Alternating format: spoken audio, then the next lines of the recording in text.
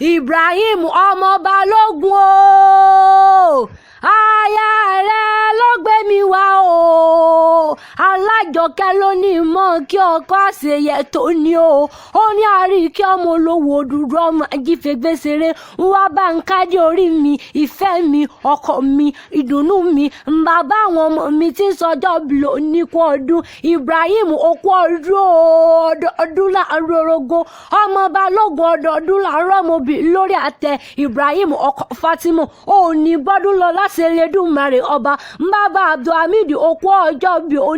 onírìkú ọmọ bàbá Ismail ìláyà aláwùrà oníjọ ọmọ sàrí àwọn ọmọ rẹ̀ bàbá Abibat oníròǹgbé sọnù bí ó ṣe bí ọmọ ó jèrè gbogbo ọmọ tó bí láyé àti wá àtàyà rẹ̀ orí olórí onígbàsẹ̀ ẹ̀yìn ṣe Ibrahim ọkọ Fatima onírìkú aya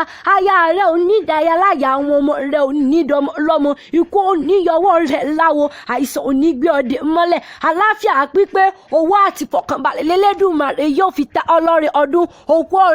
òkú àṣeyẹ tó ní o ọmọ Balógun o Alájọkẹ́ aya rẹ̀ ní ń bọ̀ délé àwọn bàbá rẹ̀ ọmọ orò lákẹrẹ ọmọ orò mọ́ ń gbọ́dún ẹnu mi ọmọ olóró ẹ̀sán ìwọ lọmọ orò mẹ́sàn-án lé àwọn bàbá tó bí ọlọ́mọ òróró ó dẹ lẹ́kìnní ìjọ́mọ oró dẹ lẹ́kejì ìbọ̀dì oró dẹ lẹ́kẹta òkè ọ̀la oró dẹ lẹ́ẹ̀kẹrin àgbọ̀ọ̀la oró dẹ lẹ́ẹ̀karùn-ún òkè ìyúnmí oró dẹ lẹ́ẹ̀kẹfà ìdó oró dẹ lẹ́ẹ̀keje ìlúdú oró dẹ lẹ́ẹ̀kẹjọ orò lákẹ́lẹ́ tí ń ṣẹlẹ̀ àwọn bàbá tó bí ọlọ́mọ ló bá dẹ lẹ́ẹ̀kẹsàn ọmọ olóró ẹ̀sán ńlẹ́ ọmọ oyin ọmọ adùn ọmọ àyàn bólóró bàyàn tán ńlẹ́ ọmọ gbajúmọ̀ níbi wọ́n gbé lówó tán gbé lọ́lá tán gbé láìkú ti ṣe balẹ̀ ọ̀rọ̀ ọmọ Balógun okú ọdún okú ọjọ́ bí òní o eléyìí ó wà níjàsímọ́ lókè èèpẹ̀ Ibrahim bí wọ́n bá bí ọ pé ta ni pẹ́ sàṣì ọ létí mo ní bí wọ́n bá bí ọ pé ta ni pẹ́ sàṣì ọ létí mọ́ ọ bá ń wí fún wọn pé mi Ariike Chanter ni èmi lọ́mọ olówó dúró